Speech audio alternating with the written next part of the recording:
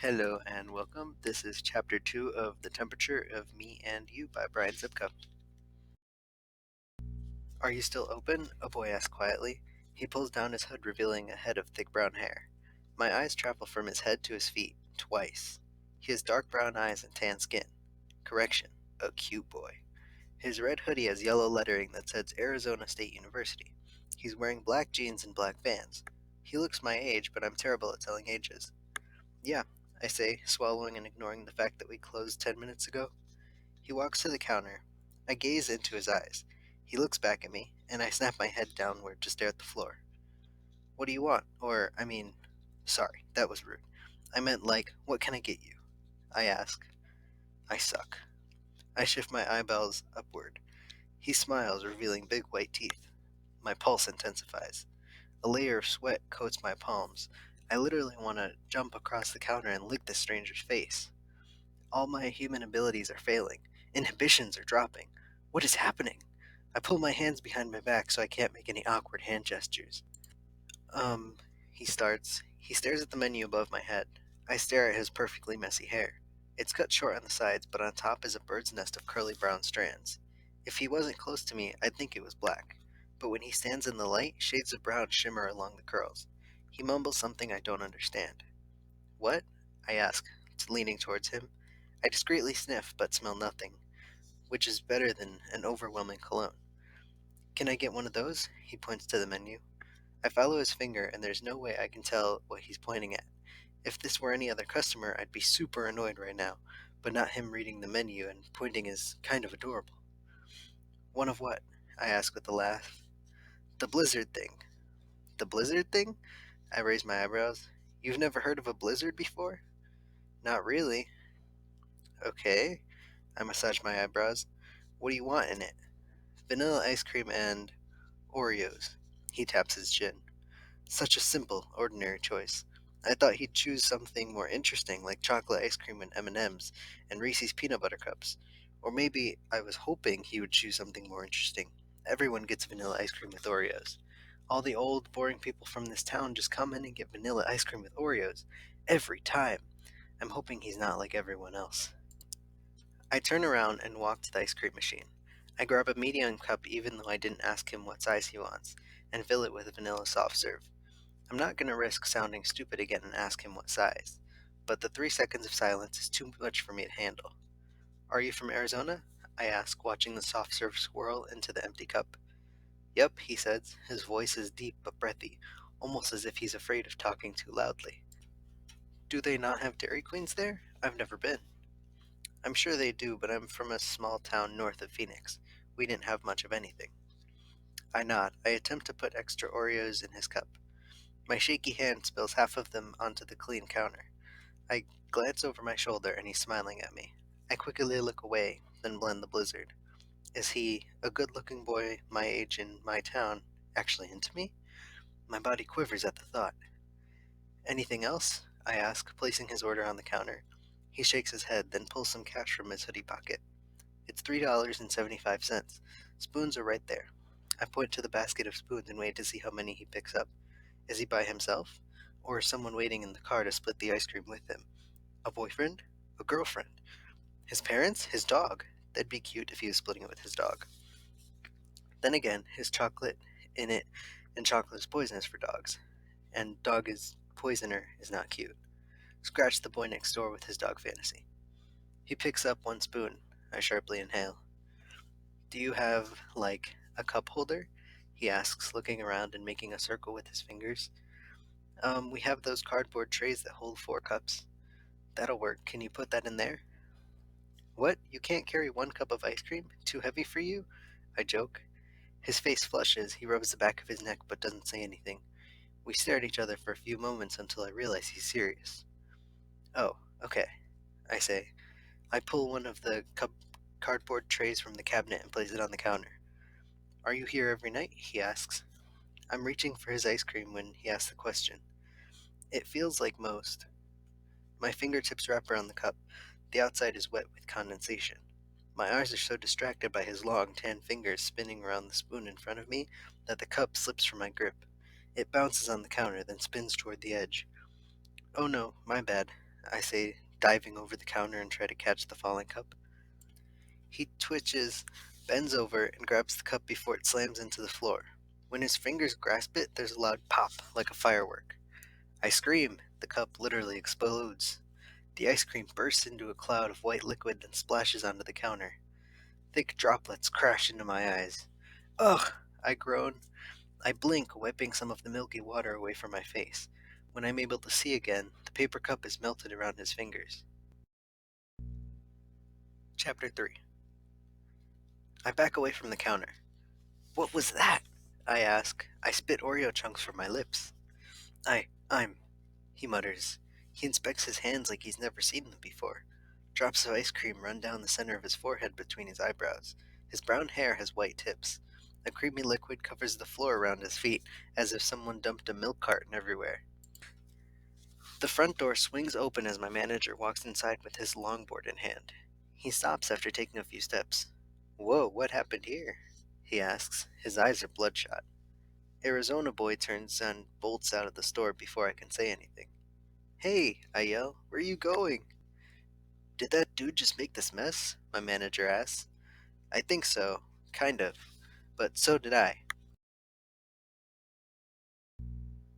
I scratch the side of my head. What? I dropped the ice cream, and it was ice cream before, and then he grabbed it, and it all melted instantaneously and blew up in our faces. Are you high? No. Okay, well, just clean this up then. No, I have to go. I run to my manager's office, grab my parka and backpack, and race back to the front of the store. Are you serious still? You're not leaving this here. His feet slip and slide on the puddle of melted ice cream as he tries to grab my arm. I'm usually out of here at 8 and it's 8:20. You've been gone all night smoking. I have to go get this person. I'll explain later.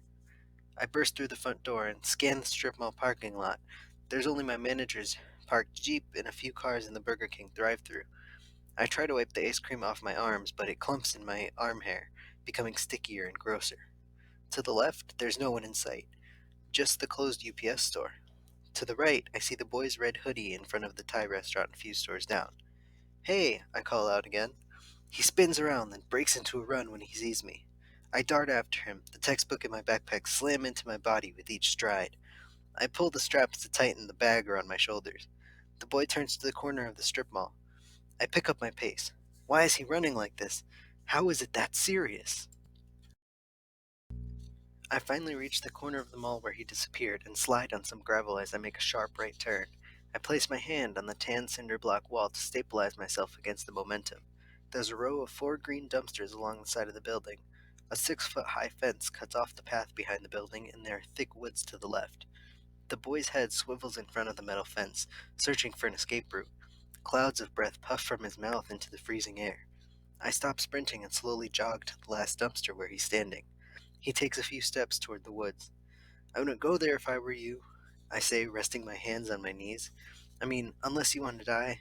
There's a steep drop off over a cliff you won't get far. That's a lie. Well, not totally a lie.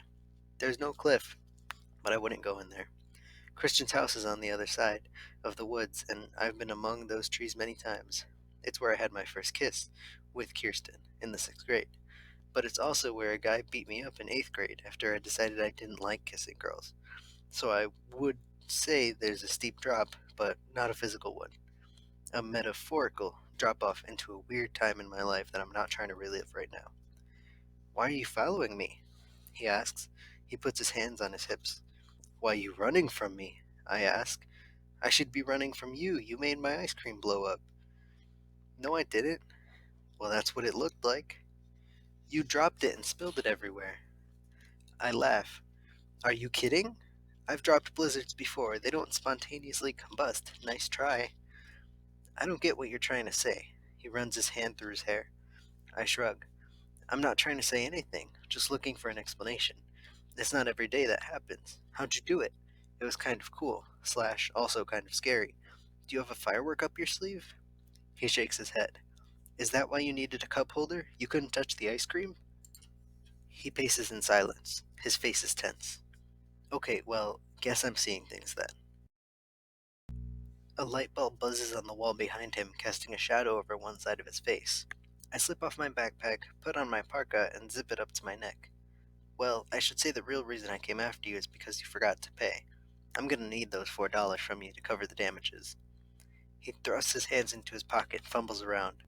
I sigh. I'm joking. You really want to get rid of me, don't you? He takes a deep breath and clutches his hands. Kind of. What's your name? He asks. I cross my arms. That's not the smoothest subject change, but okay. It's Dylan. You? Jordan. Nice to meet you, I guess. He nods. I bite my chapped lip. If we're gonna talk normally as if nothing happened back there, can we at least go somewhere else away from these dumpsters? I say. It smells like poop and sour milk. Are you done working? Yeah, some random person came in and blew up a blizzard, so I got to leave. Are you free to leave the premises? He smirks. Finally, his smile melts me again. Yeah. He lifts his hoodie to wipe off some of the ice cream off his hair, revealing his stomach. I gaze at the perfect lines diving into his underwear. We walk to the front of the strip mall in silence. Red banners with the words Happy Holidays hang on the lampposts in the parking lot. Did you walk here? I ask, searching for another car besides my manager's Jeep. Ran. Oh? It's 15 degrees. Who runs to get ice cream in the winter? Do you want to walk home with me? He ignores my comment. It's not far.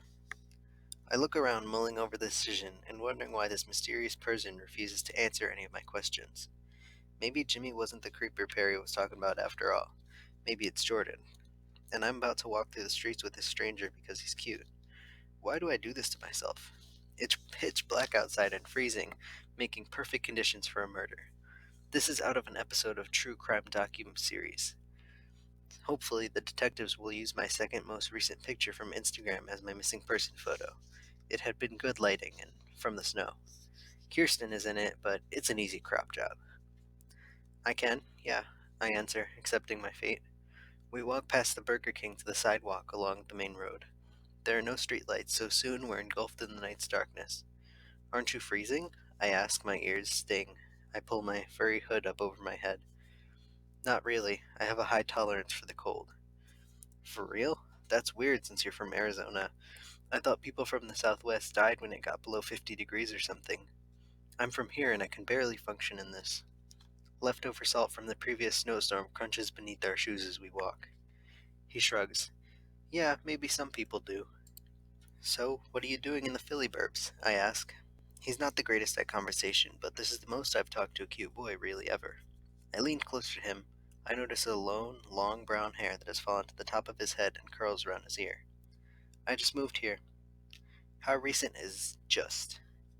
Like 2 weeks ago, for the new semester. That's very recent. Wait, do you go to Falcon Crest? Why haven't I seen you? No, I go to St. Helena's. Yikes, I hear that place is a freaking prison. It's not too bad. Meet any of Helena's hoes yet? Meet who? Helena's hoes? It's like a joke that the girls go to the Catholic school are wild because they hang around with the nuns all day. Oh no, I guess I haven't. Never mind. It's stupid local humor that you're not a local, so duh. I tap my forehead.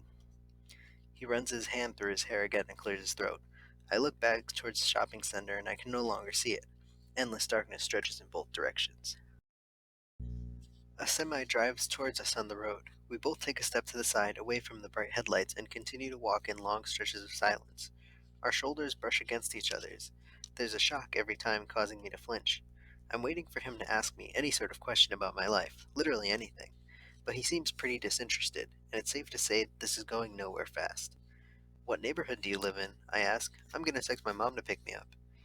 Ask me to hang out more. Ask me to hang out more. Ask me to hang out more. I live in Smithson Hills. She can pick you up by the entrance. It's right here to the right. Failure. My shoulders slump. He points in the direction of his house, and his hand is lit up by a passing car. Dried pieces of blue and red paper from his melted blizzard cup stick to his fingers. I'm sorry you didn't get your ice cream, I say. I'm not going to let this go. I didn't even really want it. I just had to get out of the house. It was the first place I saw, kind of getting stir crazy. Why? Just, you know. I shrug and raise my eyebrows. He exhales. New place, new home, new school, all that stuff. It sounds lame.